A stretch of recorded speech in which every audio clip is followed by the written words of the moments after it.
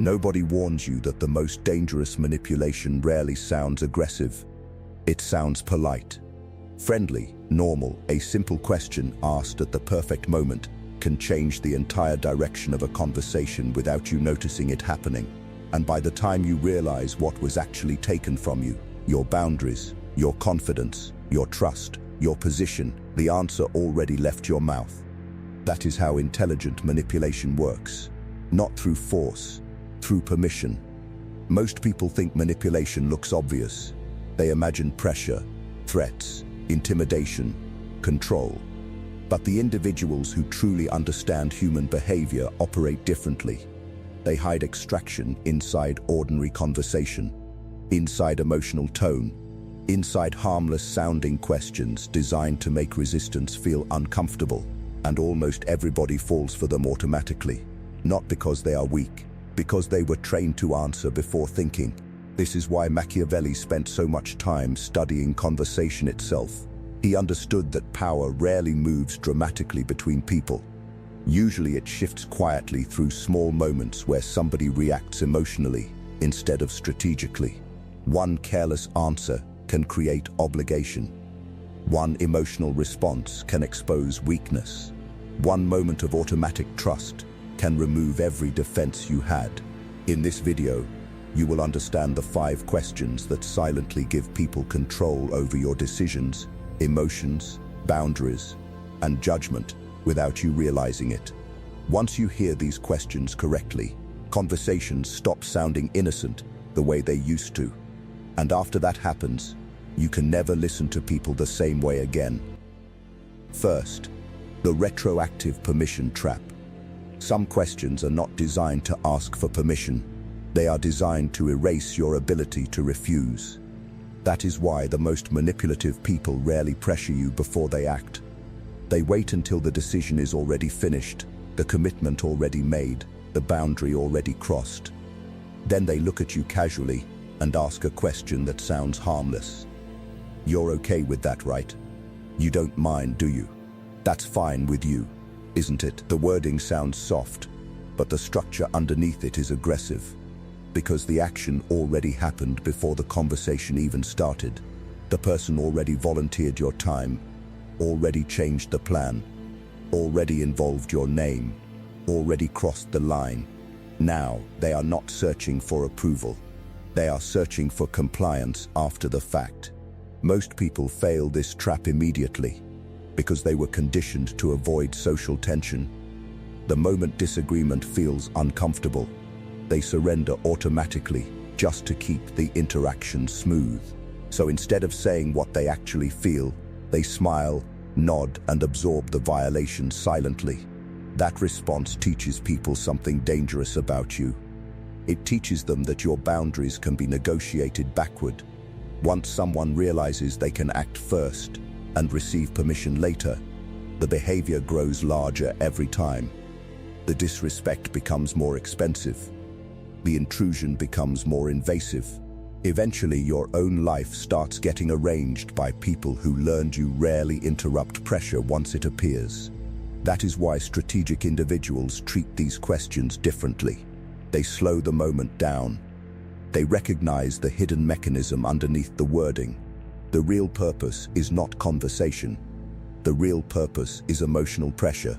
Saying no now feels socially awkward because the other person already positioned you as unreasonable if you disagree. That frame is intentional. The intelligent response is not emotional aggression. It is calm interruption. I would have preferred being asked first. That should have been discussed before the decision. Simple, controlled, clear. The goal is not creating conflict. The goal is refusing automatic submission disguised as politeness.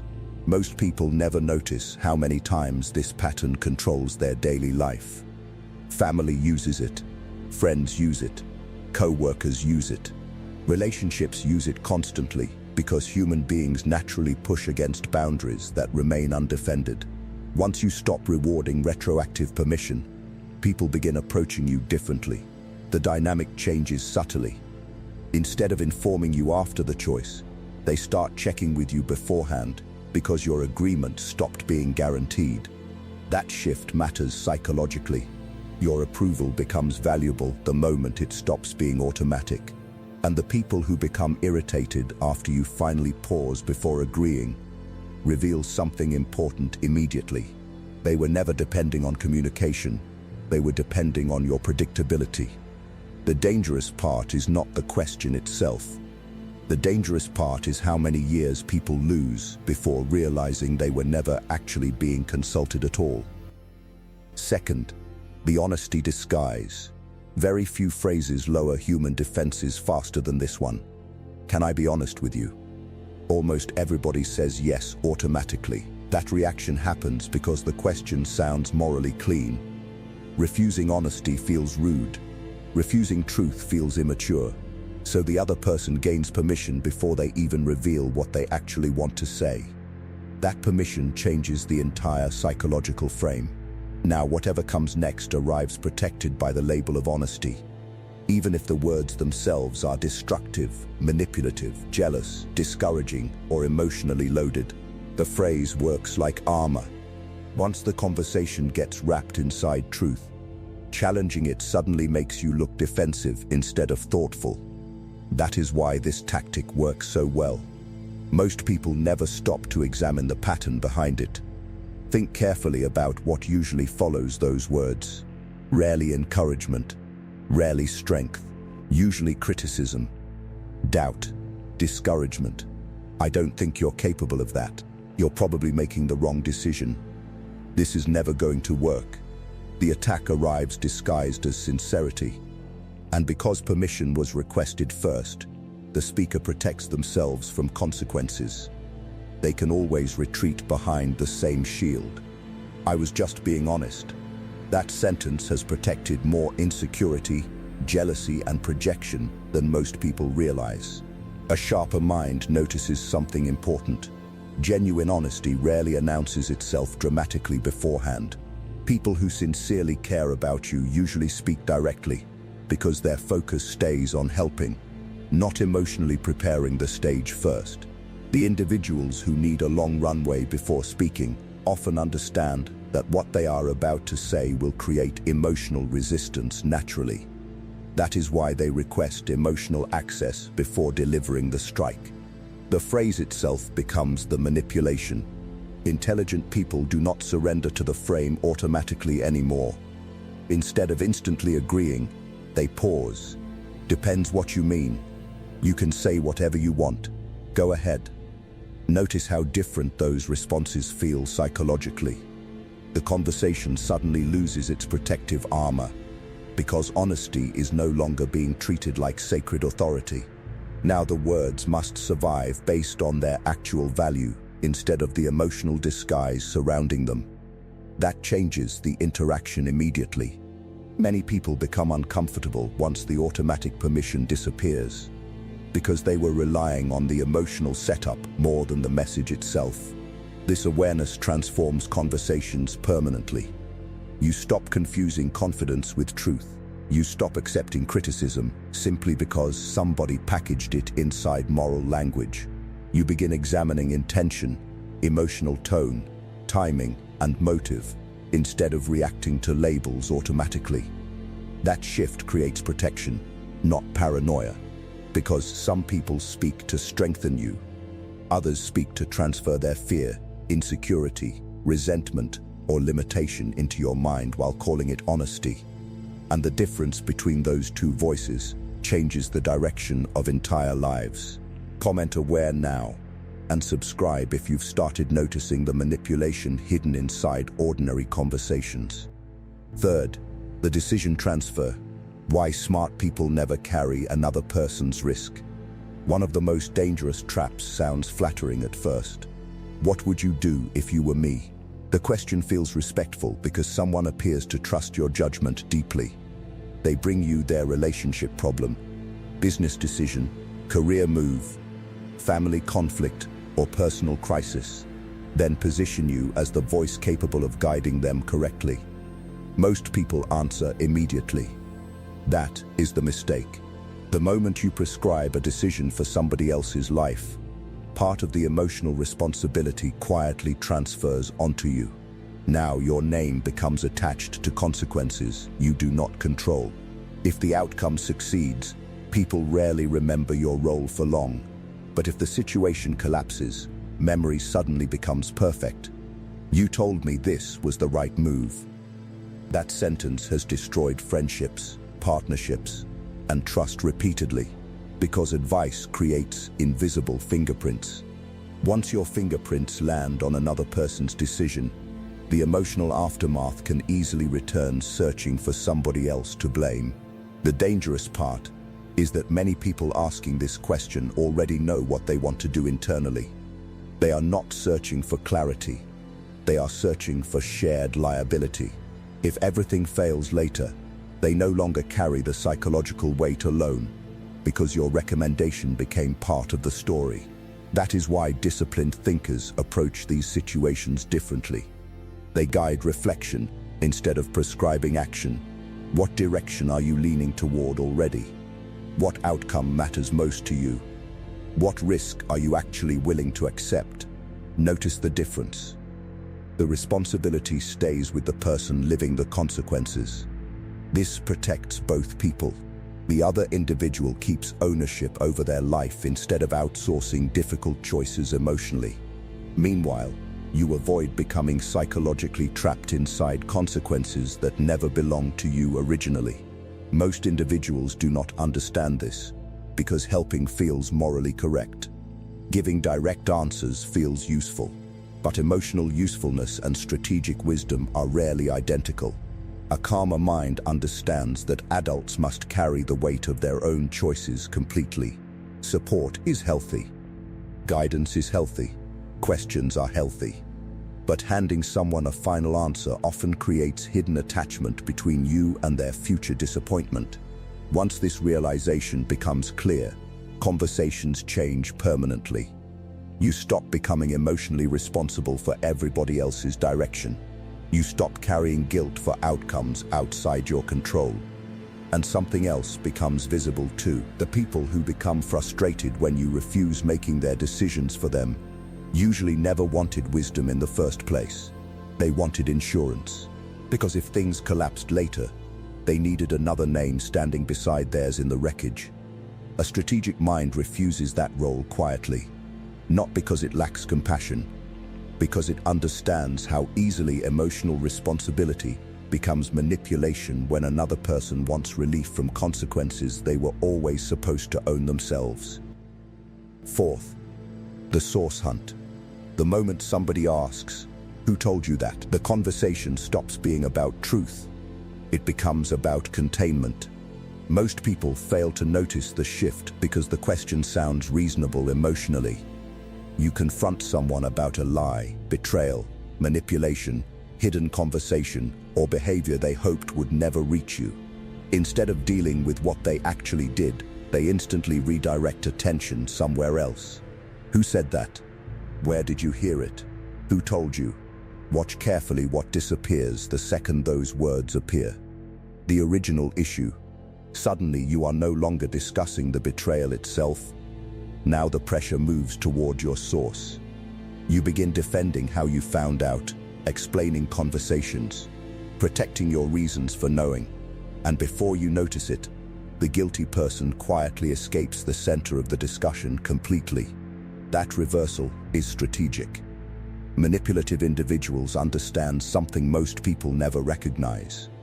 If they can control the flow of information, they can control the entire environment around them. Exposure terrifies them more than accountability, because exposure threatens future control permanently. That is why the source becomes the priority immediately. The second you reveal a name, everything changes psychologically. Now the person being confronted has a target. Someone to isolate privately. Someone to pressure emotionally. Someone to discredit socially. Someone to punish so future information stops reaching you entirely. This pattern exists everywhere. Relationships, friend groups, families, workplaces. The person caught doing something wrong suddenly becomes obsessed with discovering who exposed them instead of correcting their own behavior. That obsession reveals the truth immediately. Honest people focus on facts. Deceptive people focus on leaks. Most individuals collapse inside this trap because confrontation creates emotional discomfort. The atmosphere becomes tense, so they instinctively try proving they are justified. In that emotional rush, they surrender screenshots, conversations, private trust, names, details, and sensitive information, trying to strengthen their position. But every extra detail weakens them further. Now the manipulative person understands exactly where the threat came from, and threats get removed. A disciplined mind refuses the redirect completely. It doesn't matter how I found out. That's not the issue. Let's stay focused on the behavior. Short responses, controlled responses, stable responses. The objective is not emotional domination. The objective is preventing the conversation from escaping towards safer territory for the guilty person. Once you maintain that frame calmly, something interesting happens psychologically. The manipulative individual often becomes visibly uncomfortable because their escape route disappears.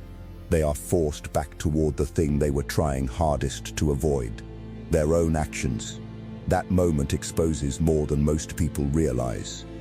You begin recognizing how often dishonest individuals survive through confusion rather than truth. Every redirect buys them time. Every distraction weakens pressure. Every emotional detour protects accountability from landing directly on them. Once this mechanism becomes visible clearly, conversations stop sounding innocent automatically. You begin hearing strategy underneath ordinary language. That awareness changes social intelligence permanently, because protecting your source is not only about loyalty anymore. It is about refusing to help dishonest people rebuild the darkness they were operating inside before exposure finally reached them. Fifth, the trust declaration. Few questions disarm people faster than this one. You trust me, right? Most individuals answer instantly, not because trust was earned carefully through years of consistent behavior, but because refusing feels emotionally dangerous. Saying no sounds suspicious, cold, defensive, distrustful. The emotional pressure appears immediately, so people rush toward reassurance before they even think clearly. That automatic response creates hidden vulnerability. The moment you verbally declare trust, your mind begins protecting the declaration itself. Future doubt now feels uncomfortable because questioning the person starts conflicting with your own previous words. You said you trusted me. That sentence traps people psychologically every single day. Suddenly, broken promises become harder to challenge. Suspicious behavior becomes harder to confront. Manipulation becomes harder to acknowledge, because admitting concern now feels like admitting you were wrong emotionally earlier. This is why strategic individuals avoid dramatic trust declarations completely. They allow behavior to build trust slowly instead. Real trust does not appear through emotional pressure inside conversation. It develops through consistency, reliability, accountability, and repeated action across time. That is the detail most individuals completely ignore. The people demanding verbal trust are often the same people, unable to create it naturally through behavior. Words become compensation for missing evidence. A disciplined observer notices this immediately. Instead of rushing into emotional reassurance, they stay grounded. I pay attention to actions. Trust develops naturally. We'll see over time. Those responses change the atmosphere instantly. Now emotional pressure loses momentum because the conversation remains connected to observable behavior instead of emotional promises. Most people never realize how much manipulation begins with forced certainty. Once somebody secures verbal trust from you, every future concern becomes psychologically harder to express. You begin policing your own instincts to remain aligned with the emotional contract already created earlier. That internal conflict creates blindness. You start ignoring contradictions, excusing patterns, rationalizing behavior, protecting the relationship image instead of reality itself. A sharper mind refuses this trap entirely.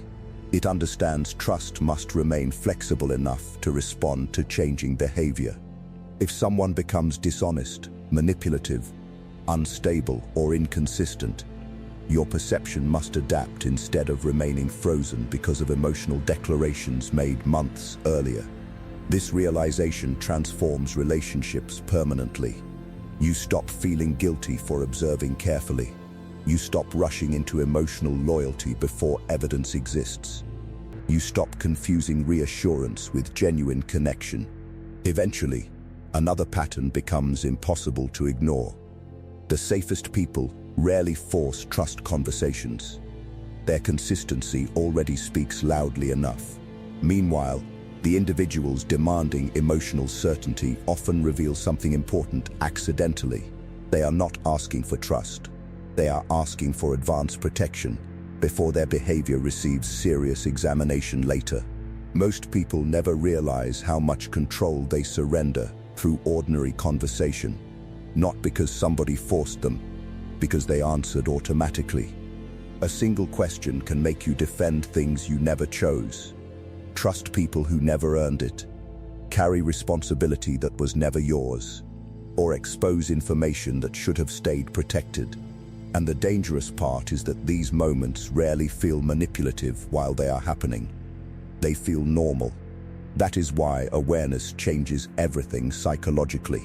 Once you begin hearing the hidden intention underneath certain questions, conversations stop affecting you the same way. Emotional pressure becomes easier to notice. Forced trust becomes easier to recognize. Manipulation loses power the moment automatic reactions disappear. You stop speaking just because silence feels uncomfortable. You stop agreeing just to protect the atmosphere. You stop handing people access simply because they asked confidently. That shift creates a completely different presence. If this video changed the way you hear conversations, leave a like so more people start recognizing these patterns too. Comment guarded mind if you've stopped giving automatic answers. Subscribe for deeper Machiavellian psychology, social awareness, and psychological defense strategies.